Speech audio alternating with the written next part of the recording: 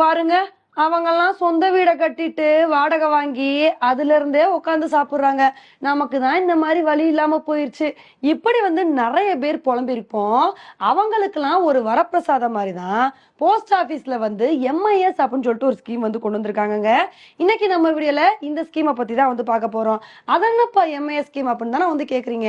MIS ஓட full form என்னன்னு பாத்தீங்கன்னா மந்த்லி இன்கம் ஸ்கீம். அதாவது நீங்க பேங்க்ல ஒரு பர்டிகுலர் அமௌண்ட்டை டெபாசிட் பண்றீங்க பாத்தீங்களா, அதே மாதிரி நீங்க போஸ்ட் ஆபீஸ்ல ஒரு அக்கௌண்ட் ஓபன் பண்ணி பர்டிகுலர் அமௌண்ட்டை நீங்க டெபாசிட் பண்ணீங்க அப்படின்னா மாசம் மாசம் உங்களுக்கு இன்கம் வந்துகிட்டே இருக்கும். இதுதான் எம்ஐஎஸ் ஸ்கீம் அப்படின்னு சொல்றாங்க.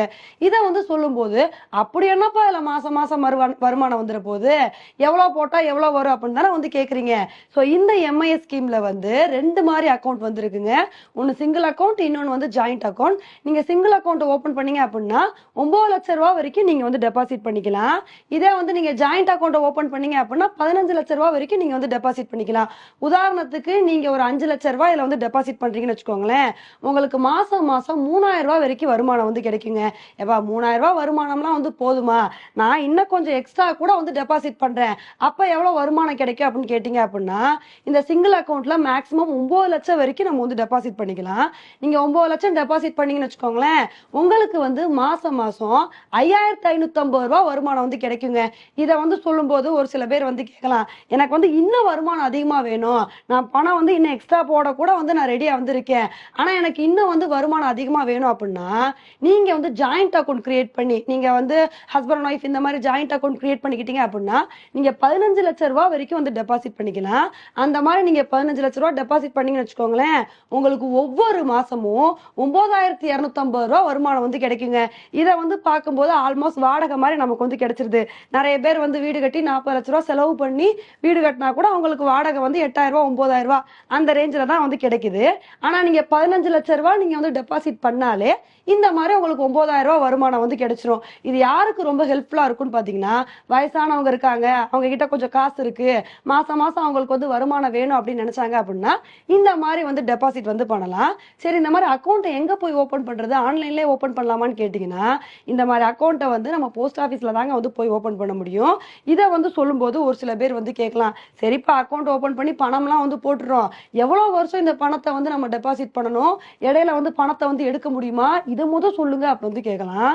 நம்ம பணத்தை டெபாசிட் பண்ணோம் அப்படின்னா 5 வருஷம் வரைக்கும் நமக்கு இன்கம் வந்துகிட்டே இருக்குங்க. 5 வருஷத்துக்கு முன்னாடி அப்ப அந்த பணத்தை எடுக்கவே முடியாதா, அவ்வளவுதானா அப்படின்னு கேட்கலாம். நீங்க பணத்தை போட்ட ஒரு வருஷத்துல நீங்க பணத்தை எடுக்கவே முடியாது. அப்படியே எடுக்கணும்னா கூட 3 வருஷத்துக்குள்ள 2 to 3 அந்த இயர்ல எடுத்தீங்க அப்படின்னா உங்களுக்கு 2% பெனால்ட்டி போடுவாங்க. ஏன்னா நீங்க இடையில எடுக்கிறீங்க இல்லையா, அதனால நீங்க போட்ட அமௌண்ட்ல இருந்து 2% பிடிச்சிட்டு தான் உங்களுக்கு கொடுப்பாங்க. அதுக்கப்புறம் 4வது 5வது வருஷத்துல எடுத்தீங்க அப்படின்னா உங்களுக்கு 1% பெனால்ட்டி கட் பண்ணிட்டு தான் உங்களோட பணத்தை கொடுப்பாங்க. அதனால இது யாருக்கு ரொம்ப ஹெல்ப்ஃபுல்லா இருக்கும்னா, என்கிட்ட இவ்வளவு பணம் இருக்கு, இவ்வளவு பணத்தை நான் 5 வருஷம் ஒரு இடத்துல போறதுக்கு ரெடியா இருக்கேன், ஆனா எனக்கு பர்டிகுலர் அமௌண்ட் மாசம் மாசம் வருமானம் வேணும்னு நினைச்சீங்கன்னா நீங்க தாராளமா இந்த அமௌண்ட்டை டெபாசிட் பண்ணலாம். இல்லப்பா நான் 5 வருஷம்லாம் நான் பணத்தை போட முடியாது, நான் போட்டுட்டு மாத்தி மாத்தி எடுத்துக்கிட்டே இருப்பேன் அப்படின்னா கண்டிப்பா அவங்களுக்கு இந்த ஸ்கீம் செட் ஆகவே ஆகாது. இந்த ஸ்கீமை பத்தி சொல்லும் போது ஒரு சில பேர் நினைக்கிறான், நீங்க சொல்றதெல்லாம் கரெக்ட் தான், நம்ம வீடு கட்டுறதுக்கு இந்த மாதிரி டெபாசிட் பண்ணிக்கலாம், ஆனா நம்ம கஷ்டப்பட்டு ஒரு வீடா கட்டிட்டா கூட 40 லட்சம் 50 லட்சம் போட்டு செலவு பண்ணி ஒரு வீடு கட்டினா கூட அந்த வீடோட வேல்யூ நாளாக இன்க்ரீஸ் ஆயிட்டே போகும்ல.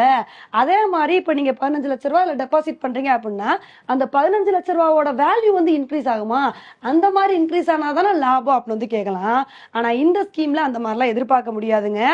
அந்த மாதிரி நம்ம போடுற பணத்தோட வேல்யூ இன்க்ரீஸ் ஆகணும் அப்படின்னா இதுக்கு இன்னொரு ஸ்கீம் இருக்கு. இதை பத்தி நம்ம இன்னொரு வீடியோல தெளிவா பார்க்கலாம். ஓகே ஃப்ரெண்ட்ஸ், இந்த எம்ஐஎஸ் ஸ்கீமை பத்தி நீங்க என்ன நினைக்கிறீங்க அப்படின்றத என்னோட கமெண்ட் செக்ஷன்ல போடுங்க. இதே மாதிரி இன்னொரு உங்களை மீட் பண்றேன். Bye friends.